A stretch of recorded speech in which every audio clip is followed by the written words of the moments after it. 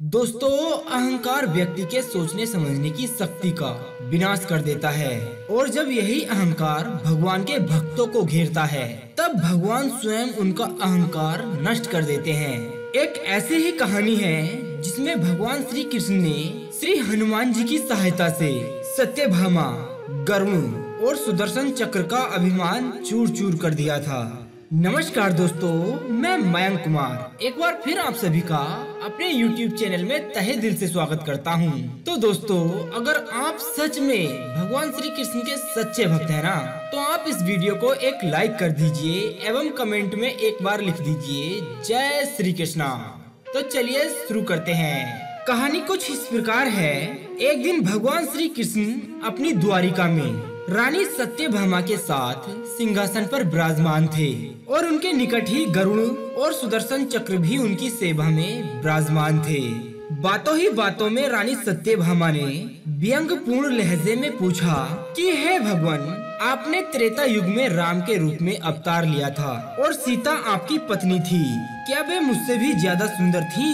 भगवान सत्यभामा की बात का जवाब देते उससे पहले गरुड़ बोल उठे कि हे भगवान, क्या इस दुनिया में मुझसे भी ज्यादा तेज गति में उड़ने वाला कोई दूसरा है? तभी सुदर्शन चक्र से भी रहा नहीं गया और वह भी अपनी भाषा में बोल उठा कि हे भगवान, मैंने बड़े बड़े युद्धों में आपको विजय श्री का स्वाद चखाया है, क्या संसार में मुझसे भी शक्तिशाली कोई है? बस द्वारिकाधीश समझ गए थे कि मेरे इन तीनों भक्तों में भारी अभिमान आ गया है, लेकिन प्रभु की लीला तो अद्भुत है। तो श्री कृष्ण मंद मंद मुस्कुराने लगे और ये सोचने लगे कि कैसे इन तीनों के अभिमान को नष्ट किया जाए। तब भगवान ने अज्ञानता बस एक फैसला लिया और अपने वाहन गरुड़ से बोले कि हे गरुड़, कि तुम जल्दी से जाओ और हनुमान जी को यहाँ बुला लाओ और उनसे कहना कि भगवान राम माता सीता के साथ आपकी प्रतीक्षा कर रहे हैं, आपको शीघ्र ही बुलाया है। गरुड़ भगवान की आज्ञा लेकर हनुमान जी को बुला लाने के लिए उड़ चले। इधर भगवान श्री कृष्ण ने सत्यभामा से कहा कि हे देवी, कि आप देवी सीता के रूप में तैयार हो जाएं। और स्वयं श्री कृष्ण ने राम का रूप धारण कर लिया था। तब श्री कृष्ण ने सुदर्शन चक्र को आज्ञा देते हुए कहा कि तुम महल के प्रवेश द्वार पर पहरा दो और ध्यान रहे कि मेरी आज्ञा के बिना कोई महल में प्रवेश न कर पाए। तब सुदर्शन चक्र ने कहा कि जो आज्ञा भगवान, और भगवान की आज्ञा पाकर चक्र महल के प्रवेश द्वार पर तैनात हो गया। गरुड़ ने हनुमान जी के पास पहुंचकर कहा कि हे बानर श्रेष्ठ, कि भगवान राम माता सीता के साथ द्वारिका में आपका इंतजार कर रहे हैं और आपको बुला लाने का आदेश है। आप स्वयं मेरे साथ चलिए, मैं आपको अपनी विशाल पीठ पर बैठाकर शीघ्र ही वहाँ ले जाऊंगा। तब हनुमान जी ने उनसे कहा कि आप चलो, मैं आता हूँ। गरुड़ ने मन ही मन विचार किया कि हनुमान जी तो वृद्ध हो चले हैं, ये कैसे जल्दी पहुँचेंगे। जिसके बाद हनुमान जी के कहने पर गरुड़ द्वारिका की ओर उड़ चले।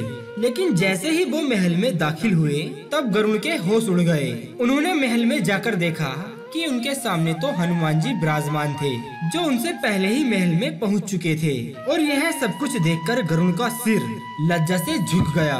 तभी श्री राम के रूप में कृष्ण ने हनुमान से कहा कि हे पवन पुत्र, तुम बिना आज्ञा पाए महल में कैसे प्रवेश कर सकते हो? क्या तुम्हें किसी ने प्रवेश द्वार पर रोका नहीं है? तब हनुमान जी ने हाथ जोड़ते हुए और अपना सिर झुकाते हुए अपने मुख मंडल से सुदर्शन चक्र को निकालते हुए प्रभु के सामने रख दिया। उसके बाद हनुमान ने कहा कि हे प्रभु, आपसे मिलने से मुझे क्या कोई रोक सकता है? इस चक्र ने रोकने का तनिक प्रयास किया था, इसीलिए इसे मैं अपने मुख मंडल में रख आपसे मिलने आ गया। आप मुझे क्षमा करें। और भगवान हनुमान जी की बातों पर मुस्कुराने लगे।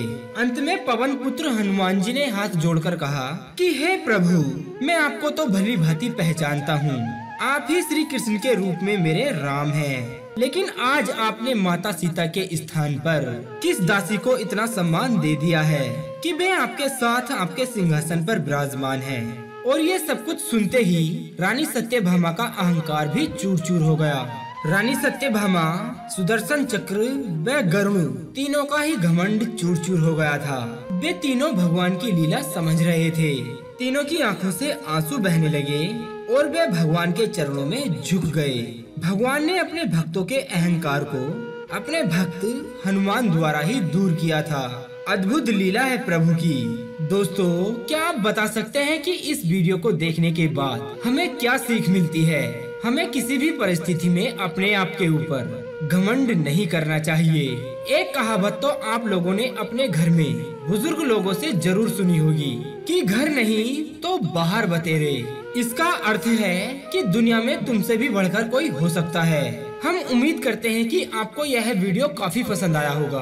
अगर ऐसा है तो वीडियो को लाइक कर दें और चैनल को सब्सक्राइब करके अपना प्यार हमें जरूर दें। तो अब दीजिए हमें इजाजत, ताकि हम आप सभी के लिए एक और ऐसी ही अनसुनी व रोचक जानकारी को ढूंढ कर ला सकें। तब तक के लिए आप अपना ध्यान रखिए और हमेशा मुस्कुराते रहिए।